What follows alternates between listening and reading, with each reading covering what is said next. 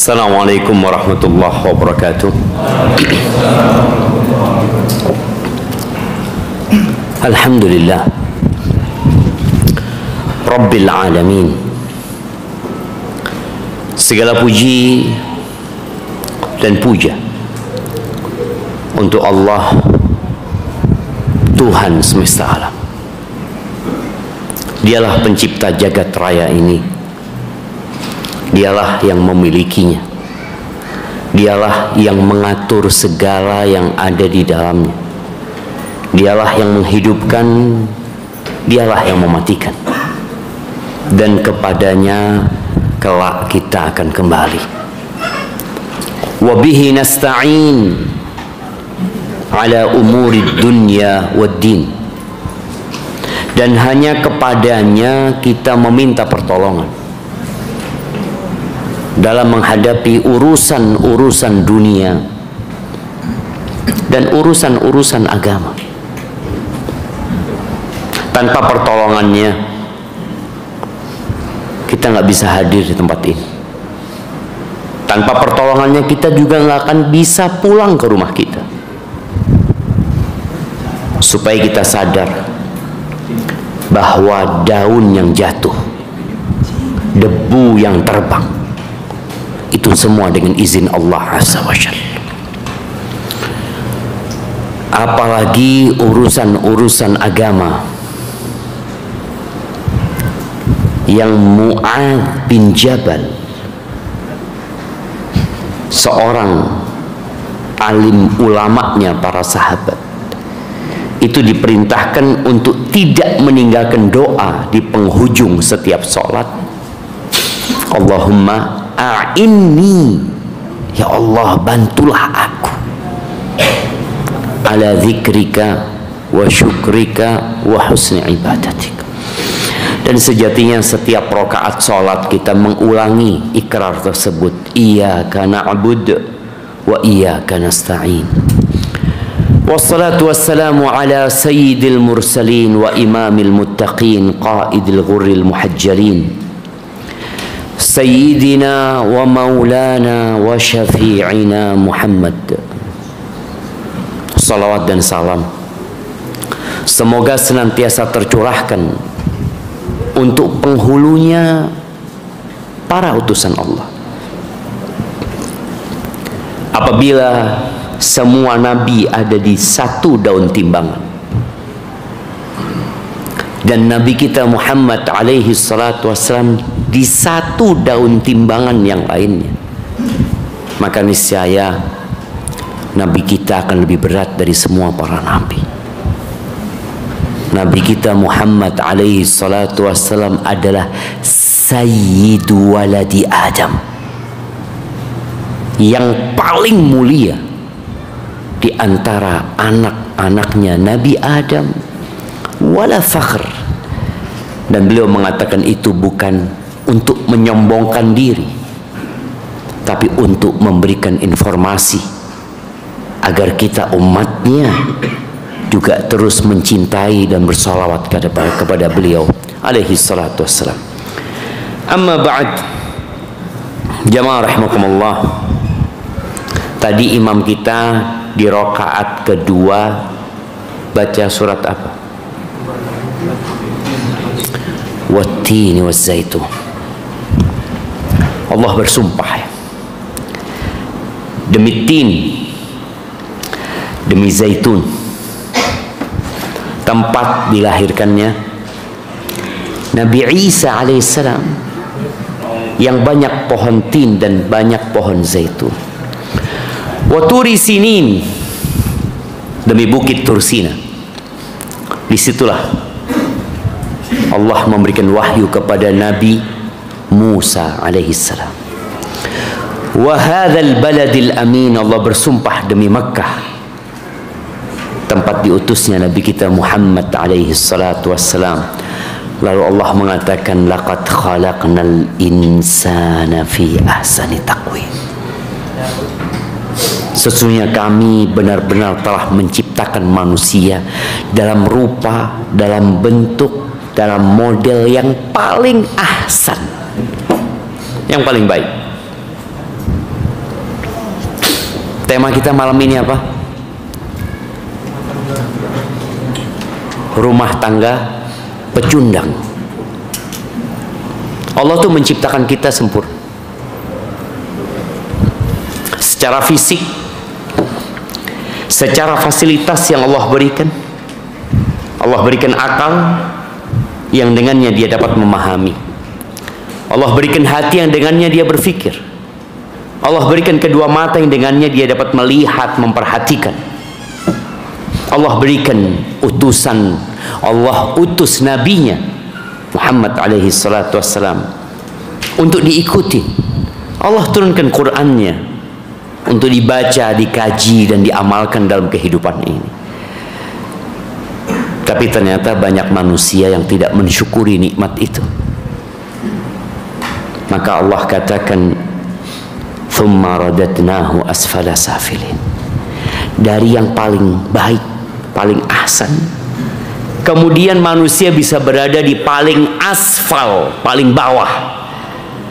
Bayangin ya, berada di puncak kemudian berada di lembah yang paling rendah gara-gara perbuatannya. Illal ladzina amanu wa 'amilus shalihat, kecuali orang-orang yang beriman dan beramal saleh, itu yang tetap berada di ahsan, yang tetap menjaga nikmat yang Allah berikan, mensyukuri apa yang Allah kasih. Dan di antara nikmat yang Allah berikan kepada kita adalah nikmat keluarga. Apakah kita sudah mensyukuri nikmat keluarga? Ada sebuah informasi yang dihimpun oleh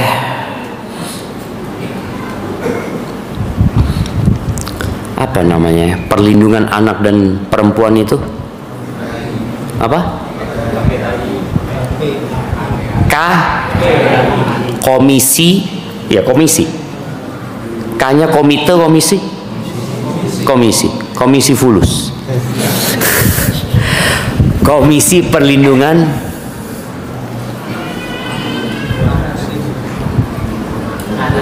KPH KPAI Anak Indonesia. Perempuannya di mana? Komisi Anak dan Ibu. Bisa anak dan ibu ya. Apa cuma? Komisi Perlindungan Anak dan Ibu. Perempuannya di mana? Enggak. Mari teguh kada habin itu. Yang jelas ada informasi dari mereka yang memperjuangkan hak-hak anak dan hak-hak perempuan.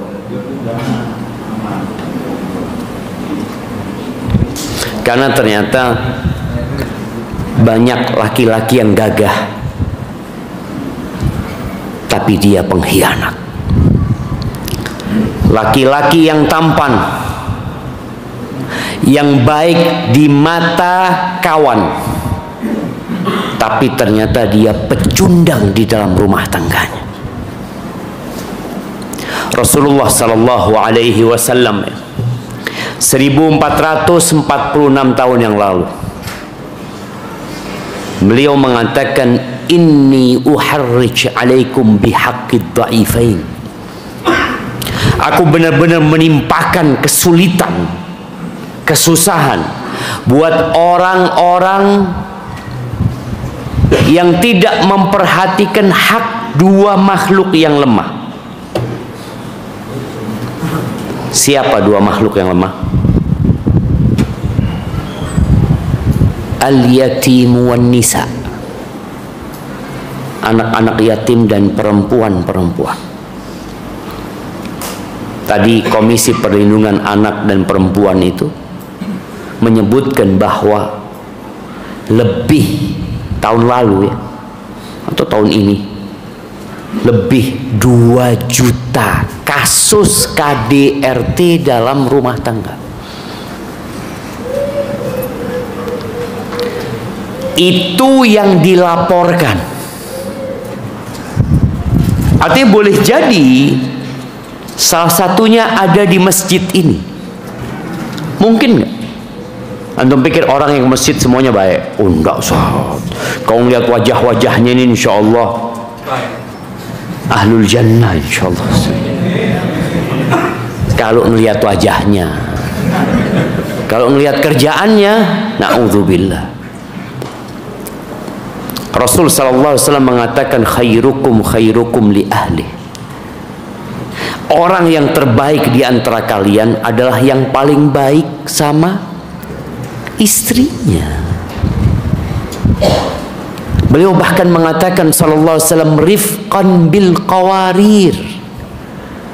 Kalian yang lembut, kata dia, dengan gelas-gelas kaca atau botol-botol kaca yang lembut. Soalnya dia kalau jatuh pecah nanti. Dan sebagian kita sudah berulang kali menjatuhkan gelas itu di rumahnya. Gelas itu udah pecah, tapi gelas itu belum keluar dari rumah kita. Gelas itu berusaha untuk menyambung dirinya, mempertahankan hidupnya, karena mereka kasihan sama orang tua. Sebagian istri kita itu bertahan karena kasihan anak punya orang tua sudah tua. Kasihan kalau dia harus menanggung hidup seorang anak yang menjadi janda.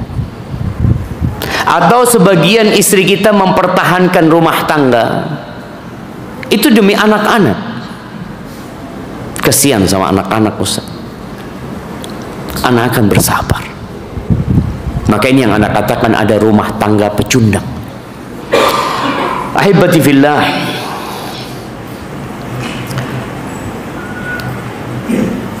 semua insya Allah hafal ya firman Allah di surat An-Nisa ayat 34. Ini SK ayat ke-34 dari surat An-Nisa. Ini adalah SK.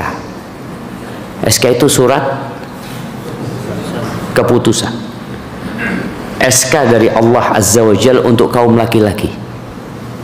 Allah katakan ar-rijalu qawwamuna 'alan nisa. Yang memberikan SK bukan presiden.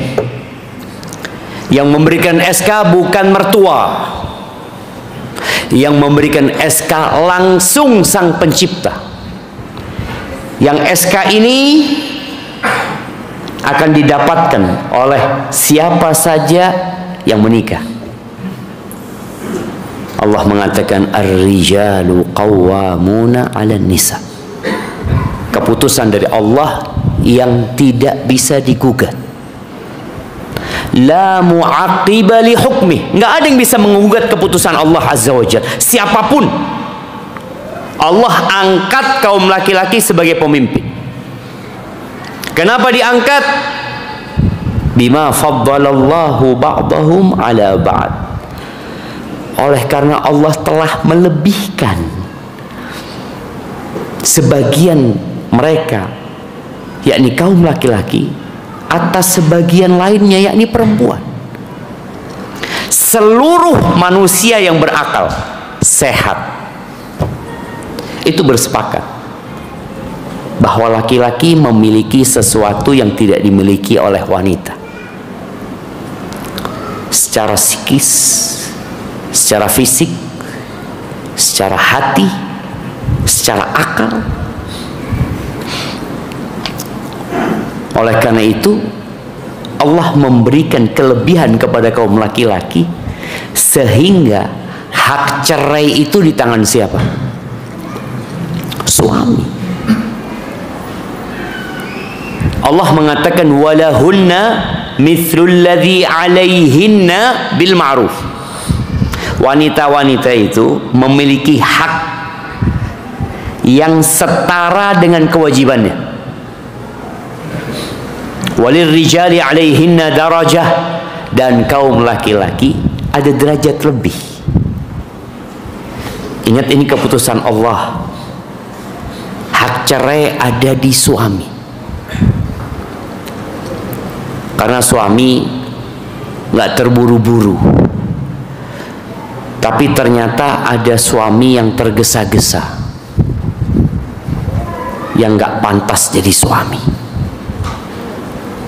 Seperti tadi yang kita baca di surat At-Tin, thumma radatnahu asfala safilin, yang di atas tahu-tahu ada di bawah. Maka Allah kasih kemuliaan kepada kaum laki-laki. Yang kedua, wabima anfaqu min amwalihim, Allah Azza wa Jalla menjadikan laki-laki pemimpin karena mereka memberikan nafkah kepada istri mereka.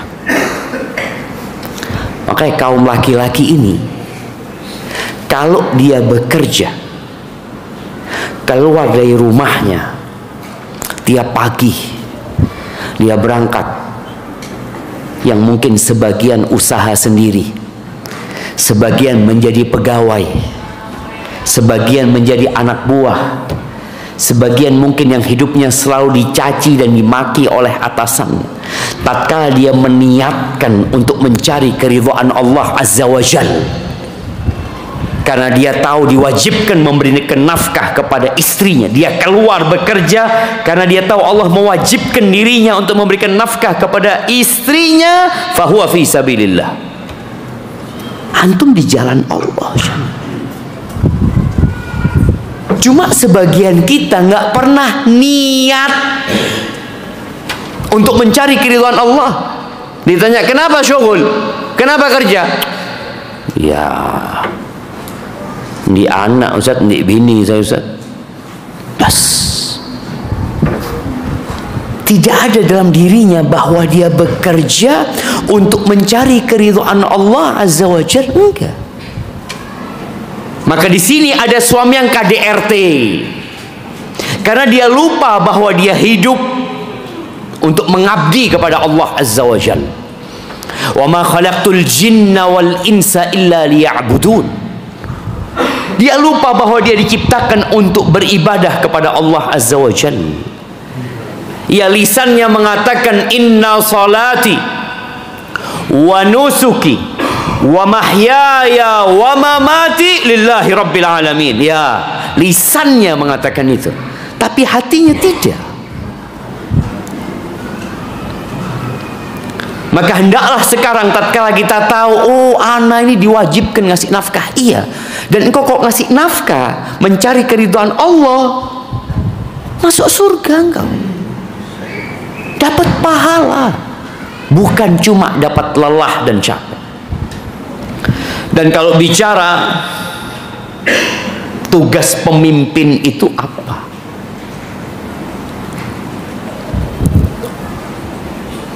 Siapa yang jadi manajer di sini? Di sebuah perusahaan. Mungkin semuanya manajer. Tugasnya bukan cuma marah-marah. Makanya di beberapa potongan video di barat, mereka membedakan antara pemimpin sama bos. Ada leader, ada bos. Bos itu maunya terima jadi, nggak ngurus dia. Dia nggak peduli sama anak buahnya, yang penting fulus masuk. Pemimpin enggak.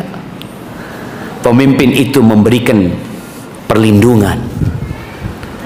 Pemimpin itu melakukan pemeliharaan, perhatian, perbaikan dan pengarahan. Itu pemimpin.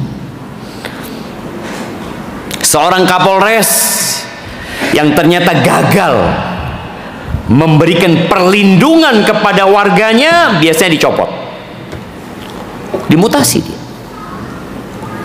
Ternyata dia tidak sukses menjaga warganya. Ternyata terjadi keributan. Bukan polisi yang bawahan yang disalahkan, Kapolresnya dicopot, dipindah. Maka tolong kita sadar bahwasanya Allah telah mengangkat kita sebagai pemimpin Dan kita punya tugas yang berat. Perkawinan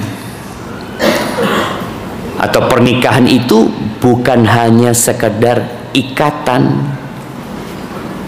akad yang ditulis di buku hijau yang distempel sama KUA. Bisa nggak kita bikin buku nikah jemaah? Bisa nggak? Tak bisa. Di tempat fotokopi percetakan antum bikin 1 juta antum bikin. Itu hanya buku. Tapi di dalam situ ada sebuah perjanjian yang disaksikan. Jadi bukan cuma bicara buku. Kalau cuma buku itu antum tinggal bikin. Enggak.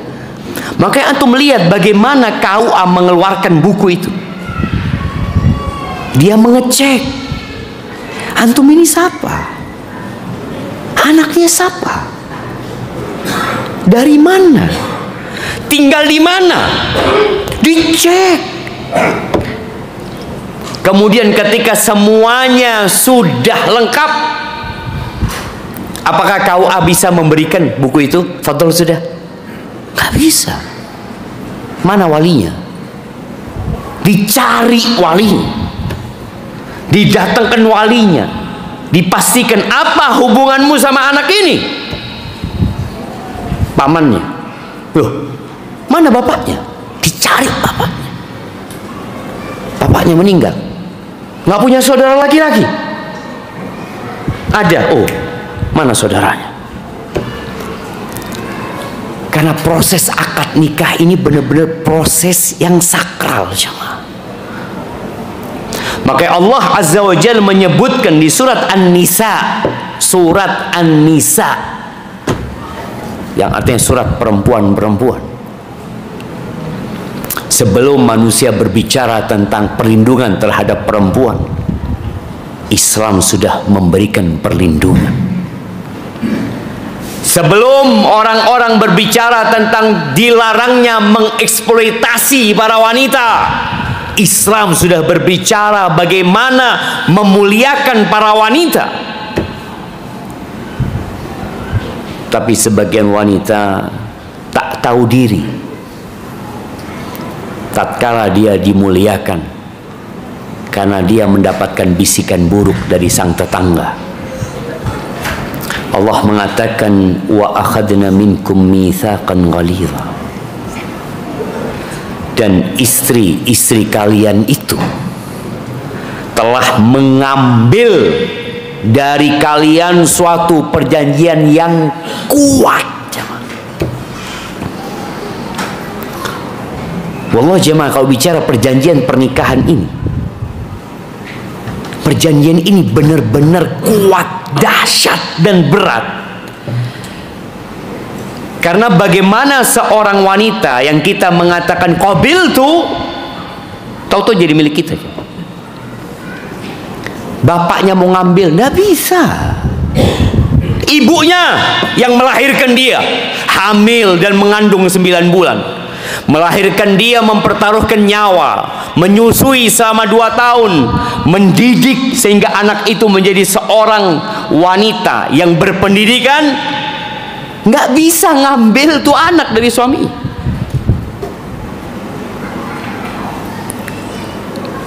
Bukankah ini perjanjian yang benar-benar dahsyat? Kalau dia mau ngambil tuh anak harus ada proses, ada persetujuan dari suami. Suami mengatakan tidak, enggak, anak nggak mau ceraikan istri anak. Nggak bisa. Tapi ingin pisah orang tuanya, pengadilan. Proses lagi di pengadilan, berpekan-pekan, berbulan-bulan, dipanggil saksi. Kenapa ini mau pisah? Ada apa ini? Tapi kita tidak menyadari bahwa pernikahan itu mitsaqan ghalidha. Maka jangan harap para suami masuk surga sebelum mempertanggungjawabkan istri. Ada suami-suami